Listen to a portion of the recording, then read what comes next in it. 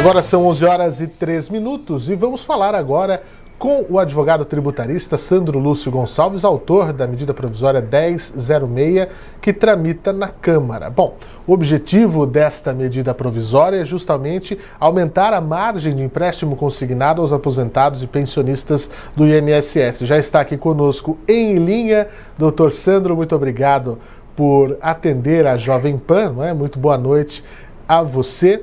Nesse momento de pandemia, tem muita gente precisando de ajuda, não é, doutor? Oi, Fernando, tudo bem? Tudo ótimo. Primeiramente, queria dizer que é um prazer estar aqui com você. Prazer o meu. Fernando, exatamente. A gente constatou que, devido à pandemia, os aposentados e pensionistas, que são o grupo de risco, eles foram muito afetados não só na saúde, mas também na sua saúde financeira. Ele teve muitas dificuldades. Afinal, a Covid, ela tem um destinatário que recebe mais impacto, que é o grupo de risco. E dentre eles está o maior de 60 anos, que no Brasil se enquadra a maioria dos aposentados, e também os deficientes, que muitos estão dentro de comorbidades, estão dentro do grupo de risco. E a gente constatou que mais de 80% dos aposentados e pensionistas ganham cerca de um salário mínimo. E até o presente momento eles não receberam nenhuma ajuda por parte do governo federal. Teve o auxílio emergencial, que alcançou bastante pessoas, ajudou bastante pessoas, mas o aposentado e pensionista, que é o grupo de risco, que tiveram mais de 115 mil mortes durante esse estado de pandemia, ele não teve esse socorro. Então ele precisava de medidas que viessem a socorrê-lo. Uma delas é essa MP 1006, a gente diligenciou diretamente junto ao Jair Messias Bolsonaro. A gente teve um apoio muito grande do líder do governo, que é o capitão Alberto Neto, para que essa margem dos consignados saísse. Então essa foi uma das medidas que foi tomada por nós na luta em prol do aposentado e pensionista. E outras medidas também foram tomadas, muito importantes, Fernando. Por exemplo, o governo, bem no começo da pandemia, ele adiantou o 13º salário dos aposentados e pensionistas.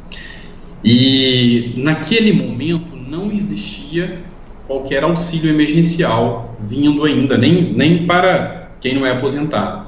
E esse dinheiro acabou socorrendo a economia. A gente até fala que foi a primeira parcela do auxílio emergencial, foi o 13º do aposentado e pensionista. Ela foi a primeira parcela do auxílio emergencial, porque nada de recurso tinha sido apresentado, e o aposentado e pensionista usou aquilo ali para socorrer a sua família, seus filhos, seus netos que tinham perdido o emprego. Só que isso gerou uma lacuna financeira, pois no mês de dezembro, que é quando o 13º costuma ser pago, esses recursos não vão estar lá mais, porque ele foi usado para se socorrer da pandemia. Aí vem a grande questão. A economia vai sentir muita falta.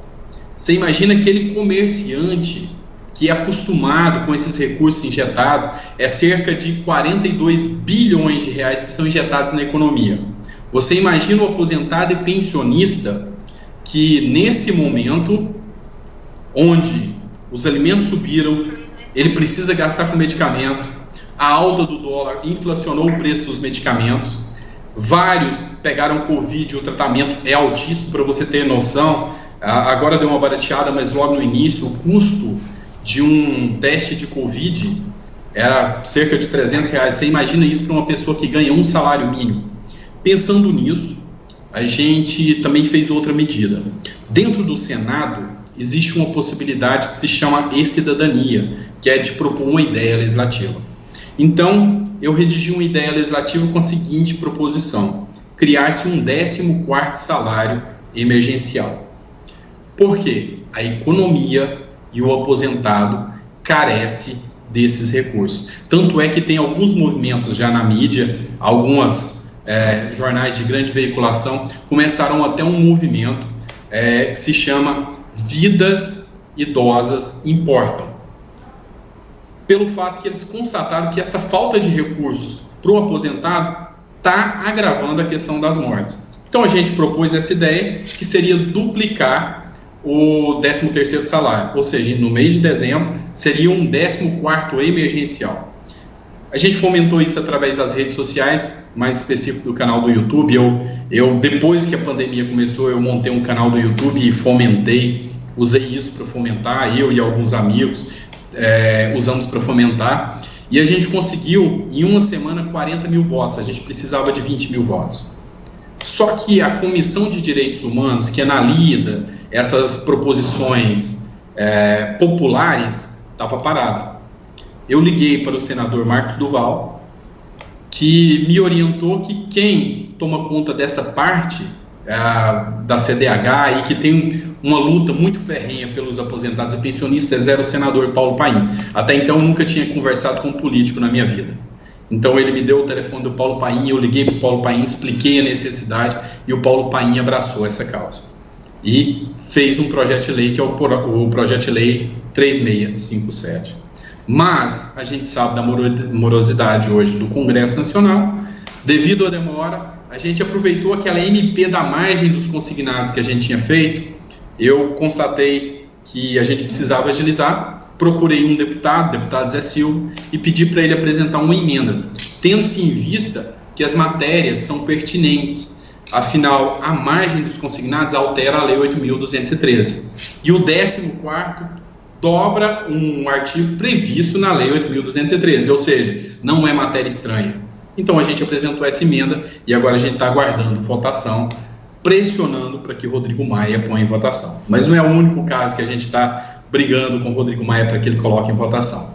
Teve um caso também que a gente está lutando em prol do aposentado e pensionista. Lá no Senado Federal foi votado a PL 1328, que ela suspende as parcelas do consignado durante um prazo de 120 dias. Para você ter noção, Fernando, quando começou a pandemia, o governo federal injetou nos bancos 1,2 trilhões de reais para que ele fomentasse a economia. Só que, infelizmente, esse dinheiro ficou empossado nos bancos. O banco não repassou para a economia.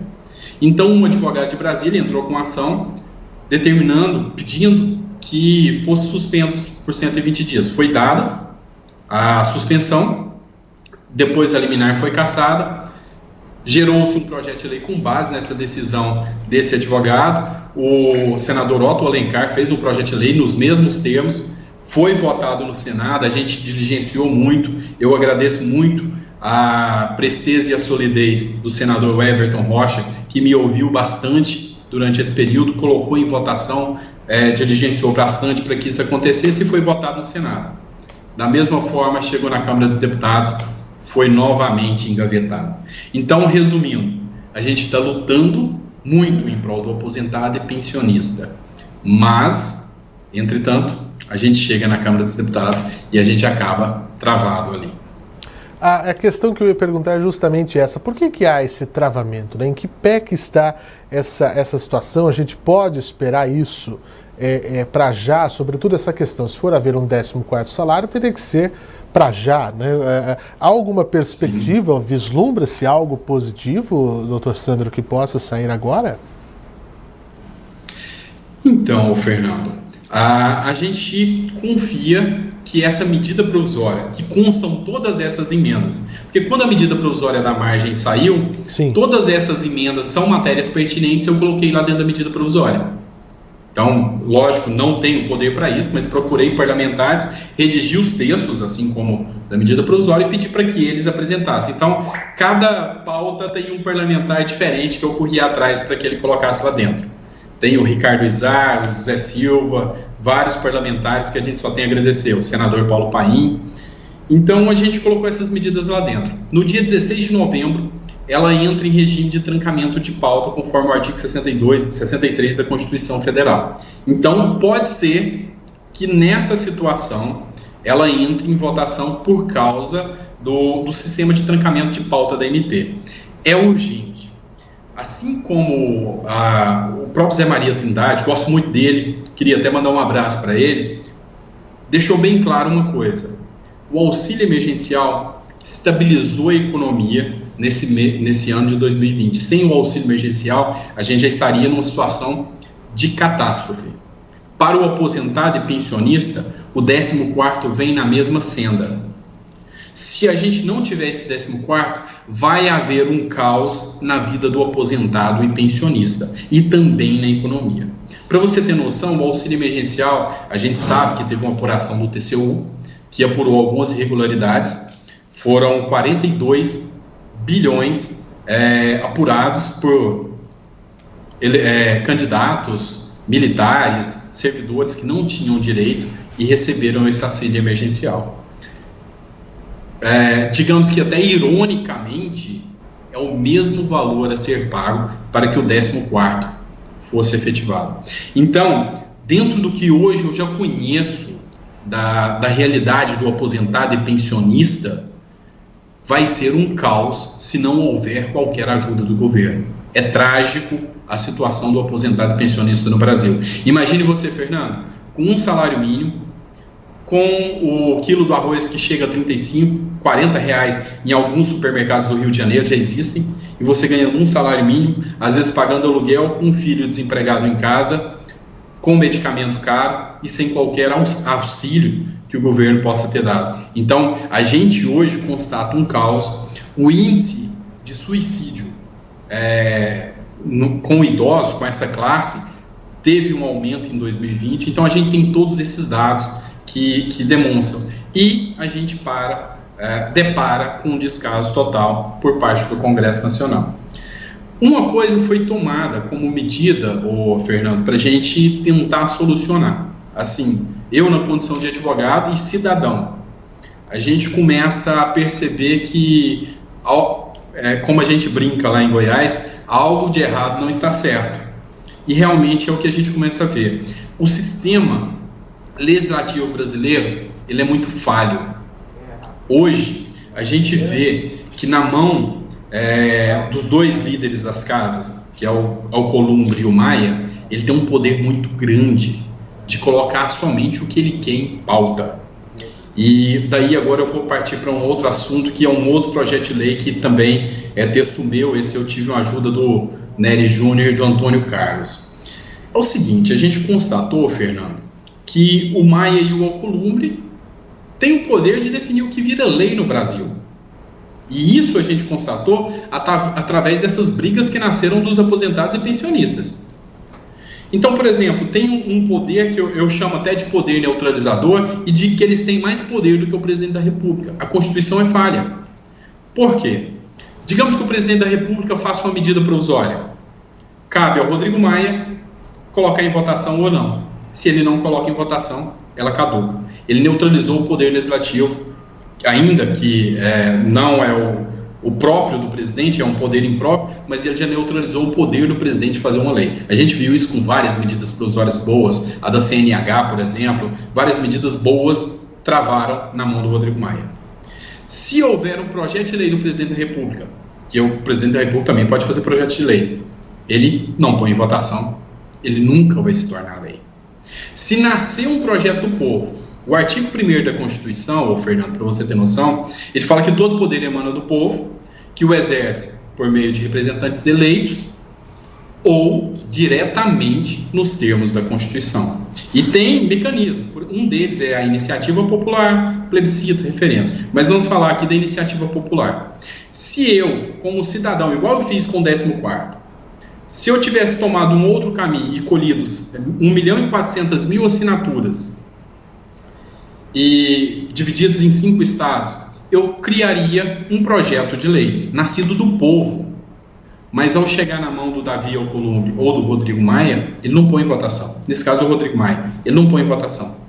Ele só põe em votação o que ele interessa. Então, por exemplo, se tiver um lobby grande de uma instituição financeira sobre o Rodrigo Maia, ele não coloca em votação. É simples assim. A gente teve esse caso daquele projeto que eu te falei da suspensão dos consignados. É ruim para os bancos. Ele não põe em votação. Então ele tem esse poder muito grande. Pensando nisso, a gente criou um texto de uma proposta de emenda à Constituição. Além disso, antes de entrar no texto, algumas pautas importantes, só para você ter noção. Prisão em segunda instância. Há quanto tempo a gente está esperando e não foi votado? Fim do foro privilegiado. Há quanto tempo a gente está esperando? Não foi votado. o Rodrigo Maia que manda o que vira ou deixa de virar lei. E assim sucessivamente. A hora que ele sair e entrar um novo presidente, é ele que vai definir. Então, a gente criou um texto para quebrar esse poder. Segundo texto que eu criei, esse texto de uma proposta de emenda à Constituição, se a gente colher 0,1% de assinaturas do eleitorado brasileiro, ou seja, dá mais ou menos 150 mil assinaturas, e fizer um pedido de pauta popular, recebeu esse nome, PEC da pauta popular. Se a gente fizer um pedido de votação, a gente pega um texto de lei, por exemplo, a prisão em segunda instância, colhe 150 mil assinaturas e fala, Rodrigo Maia, coloque em votação. Ele tem que colocar em votação dentro de 45 dias, assim como uma medida provisória, sob pena dela trancar a pauta. Mas tem um plus. Ele está desfazendo de um pedido direto do povo que o elegeu e que tem a soberania popular. Nesse caso, ele responde automaticamente por falta de decoro parlamentar. Então, se ele não atender um pedido do povo, se o povo pedir a pauta, se o povo pedir a prisão em segunda instância, se o povo pedir o fim do foro privilegiado e fizer esse pedido de pauta popular e ele não cumprir, ele automaticamente responde por falta de decoro parlamentar. Se também os líderes das casas, do Senado ou da Câmara, fizerem o pedido, maioria simples, 50% mais um, fizerem um pedido de votação e ele desrespeitar, mesma situação. Ou se a maioria dos membros da casa, os parlamentares em si, não os líderes, fizerem um pedido também, ele é obrigado a colocar em votação.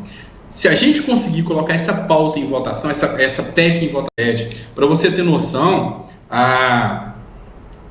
das eleições, aquela de iniciativa popular, que é a lei da ficha limpa, ela foi um custo para ser votada. Se essa PEC da pauta popular já existisse, ela já entrava em votação de imediato. O povo é que é o soberano. Eu falo que é a soberania devolvida para o povo. E esse texto, eu fiz o texto e apresentei para o senador Cajuru, que abraçou o texto e já fez o protocolo no Senado, mas ainda não é uma PEC. Ela falta 27 assinaturas, que é o quórum mínimo para se tornar uma emenda constitucional. Mas ela já é um texto protocolado e a gente está correndo atrás de assinaturas. A gente já conseguiu assinaturas. Independente de ideologia, de direita e esquerda, a gente já conseguiu assinaturas de Paulo Paim, Álvaro Dias, Simone Tebet, o Marcos Duval a gente apresentou. Então, assim, a gente apresentou esse texto e a gente está colhendo assinaturas nesse momento. Se a gente conseguir votar isso, pautas importantíssimas para o Brasil não terão mais que se submeter à Maia e ao Alcolumbre. Pois é, sem dúvida, a sociedade organizada pode e deve fazer muito, né? Exemplos como o do próprio Dr. Sandro, que como cidadão, usando toda a sua experiência e toda o seu know-how, né? no direito tributário, criou alternativas, levou para quem deve e esses projetos aí estão virando realidade. Nós devemos torcer para que de fato sigam dessa maneira e saiam do papel. Eu gostaria de agradecer muito Sandro Lúcio Gonçalves, advogado tributarista, que tem um trabalho no YouTube muito bacana. A gente vê que tem a placa ali passou dos 100 mil inscritos, onde dá essas dicas importantes. E sempre volte aqui à Jovem Pan para falar sobre esse assunto. Esperamos trazer em breve boas notícias, doutor. Se Deus quiser. Fernando, foi uma honra estar aqui com vocês. E quero só passar um recado para todos que estão assistindo. Comecem a conscientizar-se. Comecem a ver o que acontece lá dentro do parlamento. Se você entender o que acontece lá dentro, você como cidadão, assim como eu, não sou parlamentar, não sou político, mas eu vi que o sistema está errado. A nossa Constituição está errada. A gente tem que acabar com a corrupção, a gente tem que acabar com esse sistema que existe lá de toma lá da cá, e você como cidadão, você pode. Então, mobilize, cobre, só depende de você. Obrigado, Fernando. Muito bem, muito obrigado, doutor Sandro. Volte sempre aqui à Jovem Pan. Parabéns pela coragem, pelo trabalho. Obrigado.